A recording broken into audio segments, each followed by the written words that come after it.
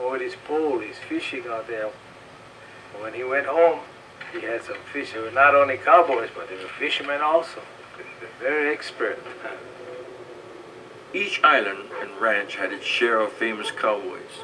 Many of the Paniolo had an extraordinary way with animals, and most knew more than a little about Kuna, the hidden ways.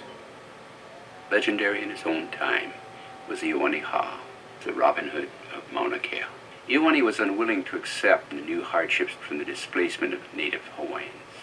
Under the cover of night, Iwani managed to humiliate the early cattle barons by rustling their cattle to provide beef to needy Hawaiian families along the coastal fishing villages. Blending into the black lava rock landscape, he would ride his coal-black horse, trained to lie down at his whispered command. He'd fool his pursuers by leaping dangerous volcanic gulches or reversing the shoes on his mount to leave confusing trails. When he was eventually captured and jailed on Oahu, he managed to escape, and soon the Hawaiian families of Oahu's Ewa Coast were receiving beef from a kindly stranger. Steeped in the knowledge of Hawaii's plants, animals, and landscape, Iwani became a guide for visiting scientists and luminaries. Among Hawaiians, he is remembered both as a kahuna lapa'au la'au, an honored healer, and a man remembered affectionately as the Robin Hood of Mauna Kea. Kanipaha was a lone wolf. He fished at sacred ponds fishermen shunned as haunted. He had special mana, supernatural power. Some feared him as a kahuna ana, praying others to death. He knew proper uses of Hawaiian herbs. One time, Haleakala's dangerous country, a big wild bull hooked his horse. Papa started to draw his six-shooter to destroy the old cow pony. Kanipaha shook his head, blood dripping from the little horse's wounded belly. He cut a gunny bag, filled it with pounded up leaves to fill the hole. Everyone expected the horse would die. Some thought Kanipaha was cruel, refusing to put his horse out of his misery. We didn't see Kanipaha for a couple of weeks. When he came to buy his coffee and tobacco, he was riding the little old horse. And where the bull had gored, the hair had not grown out, but no sign of injury. Kanipaha was something like Apasani's dad. He loved his people. And yeah, he had that. We have Sonny here too. And Sonny, to me, today, he's taking his father's place, the cow, because he knows a lot. He grew up, he been a cowboy all his life, been a fisherman. He traveled this land, and if you ever want to go back behind Hualalai, Mauna Loa, and all kind, that's the man. Well, Daddy was sort of like God. That's his gift, and then he shared with certain people. You know, if they ask him, he could go. Bless the aina, you know, paumeke kaina, paumeke kapoe, as man, kapoe hale, all this kind of stuff. That's what Daddy used to go pull it like. When I broke my neck and then they took me a second vertebrae, and when they saw that I was hungry, they wouldn't feed me because they like me clean my opu. So they, I told Carol, you go down pick up McDonald's and you bring back for me. So I sat down on, you know, on McDonald's. Hey, Paul, only hungry. So, hey, the nurse gave me said that night nurse. Hey, Pa, hey, kid, what you do with that? I said, you're not supposed to because we like you clean your food and tomorrow we run you scanner on the scanner. Yeah, next day I went home. And the third day went down on Aimalu. Carol hold me backwards, you know, and then kiloi. Waikai. We let it for 1 week, 7 days. That's how Kuku them teach us. But you go like in the morning, maybe 2 o'clock, 12 o'clock, and then you go as soon as the sun set. So 2 times a day I make 7 days. Hola. Kakai. Yeah. Au kai. Mr. Vice President, Mr. Speaker, members of the Senate and the House of Representatives. Yesterday, December 7th, 1941, a date which will live in infamy. United States of War changed the islands forever. The flood of military personnel suddenly doubled the population.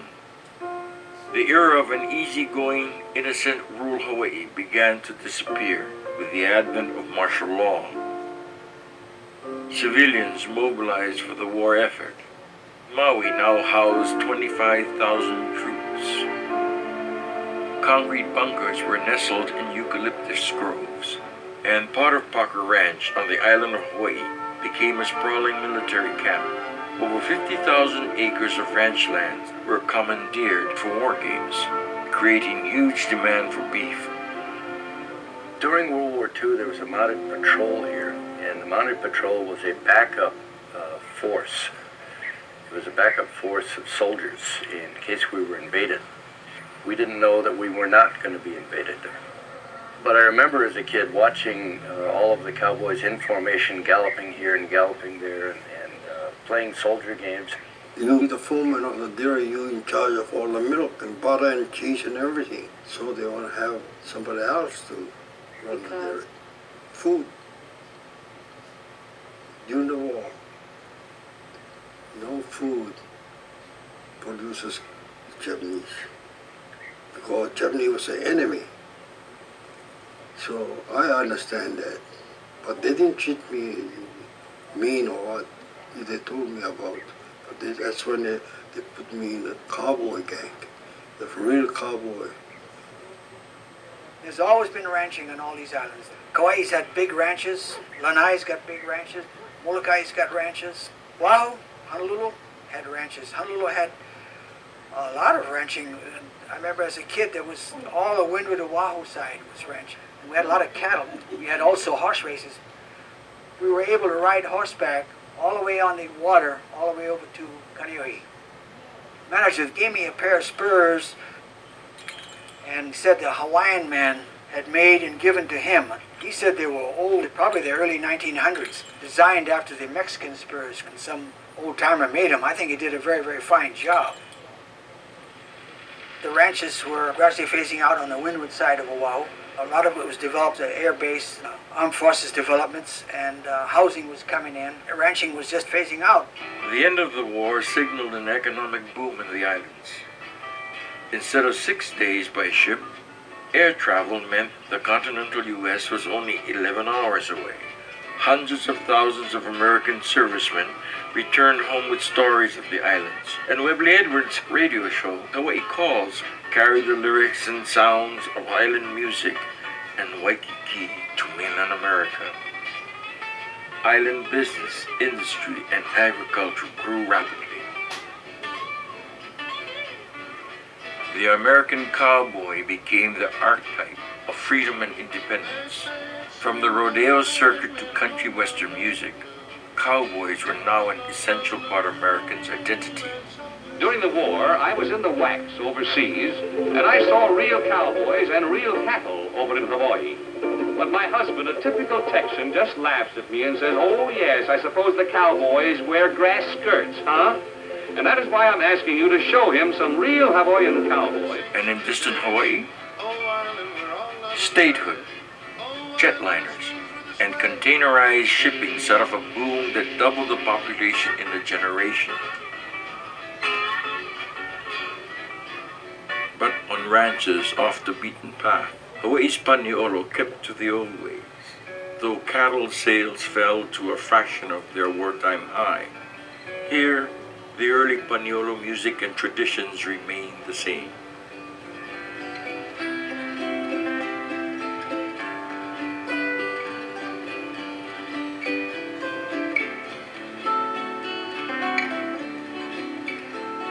That's how I was taught. Kiloi o palahi. Go get pickup. I mean the rubbish you make pick up, you know. Yeah. That's how you show respect. Make money for no. For what we doing today, $1 million won't buy us. But what we can share in Hawaiian, I say manaho. All us over here and our pu'awai, we get our hearts together. Heartfully us guys, because why? We come out, we tell about Paniolo. And as a truth, we was brought up hard way. Yes. You know, I put before. Like palm cake, you know, palm dough. They wrap them up in tea leaf and they leave it for weeks. You know, maya, banana, kalo, taro, wala, potato. Palai, pumpkin. That's how we eat.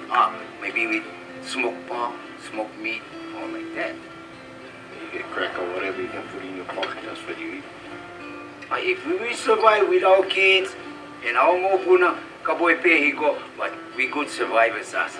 But we go close like this, ohana, family. The ranches, our ohana, it's all together. We're in the ranches. That's your home yard. Work with them. You work yourself up. And that's what you have inside your heart. Like Paniola, there's family, all together. Pipi, horses, pigs, all ohana. When my father was working ranch, he teach me. So now I have two boys, they learn from me. It's their turn now to teach their children. Yeah. Kim will get one son, my son and get a son and daughter. I get one son. They love the sport. I mean, it's not a sport, you gotta work for it. It's a way of life. Enjoy country while you have them now. Yeah, like this, when we work money time, we can come up here in the morning like 3 o'clock, 4 o'clock in the morning, saddle horse. Hey, you enjoy it because only you see what you have. But you know, you come 7 o'clock, hey, if rain, sun, whatever. But when you come dark and still raining, hey, only me, you know, and you enjoy that. Can be pouring rain, hey. We saddle our horse, we jump out and maybe pull what I mean, you know, wet your backside, but hey, we go and work 8 hours. That's right. Yeah. That's our life. We enjoy that. We're not uncomfortable. We love doing it. We made ourselves. Yeah. That's what it is. Yeah. Cowboy life is Hard. beautiful. I love it. Rough. Rough, Beautiful. tough. You make yourself, Right. That's you make yourself you to know, be what you want. Cowboy life is what you get inside. Yeah. Hey, I'm here. Same way. I'm here. Right? Right here. Tell from the Yeah. inside.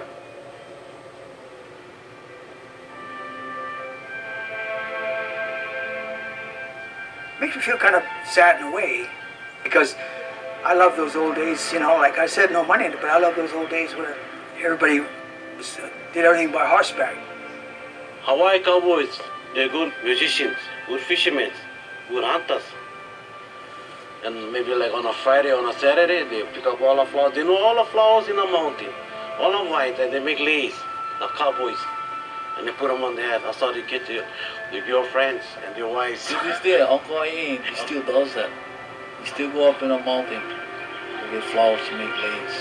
The wild mukihana, you know how hard to sew that? It take him sometimes for make about 6 strands, maybe about 10 hours. Each island have a flower.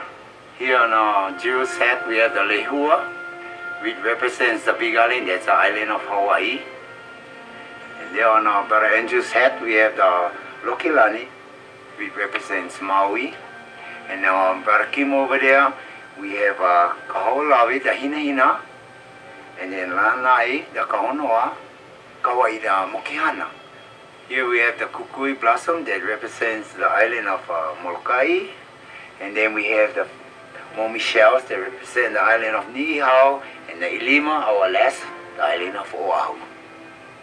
Paniolo life is one of the small ways that the language is going to be preserved. Kalio, polole ahiaha kalakuhana. Holo avivi. Holo avivi. Polole. Hananako mena pipi. My father used to leave when the sun was still down. Sometimes we don't even see them because they come home late.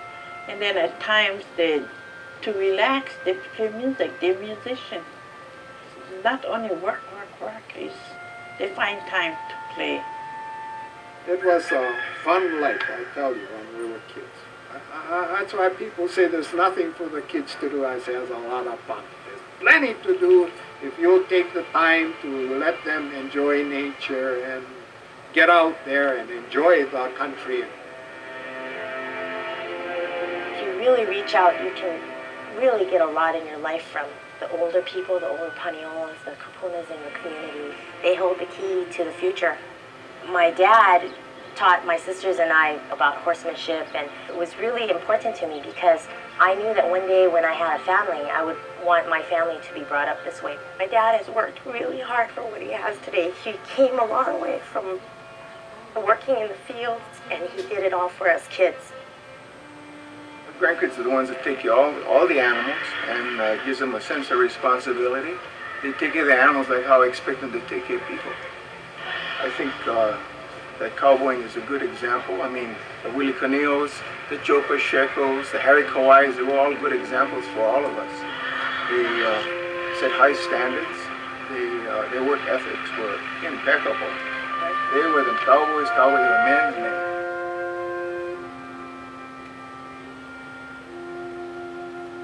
Why you guys want to come now late when now everybody gone?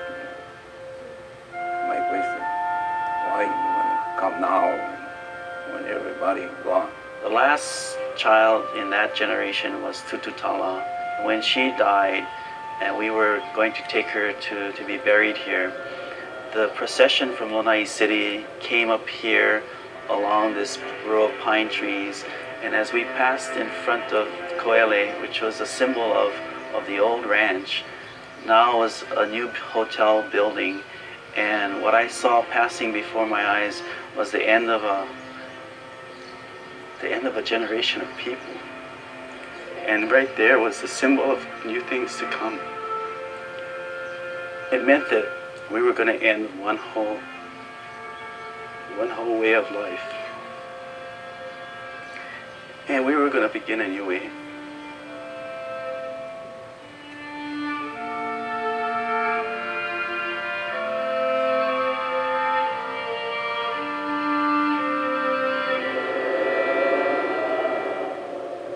As Americans, most of us grew up with stereotypes that we learned from our grade school textbooks. We learned about the Cowboys, and we learned about the Indians. And we learned about how they crossed the Great Plains and fought one another, sometimes in vicious warfare. But the reality of our history is that the American Indians had much to teach the Cowboys. And in Hawaii, there was even another reality. In Hawaii, the Cowboys were the Indians.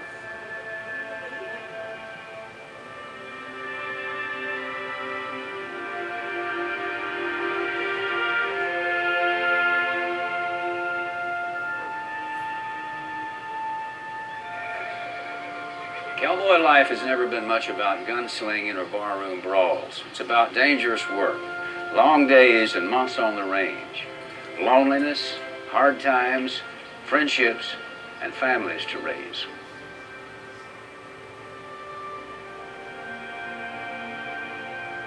Being a cowboy has meant learning from the land and caring for the land and passing along the hard-earned wisdom of a simple life.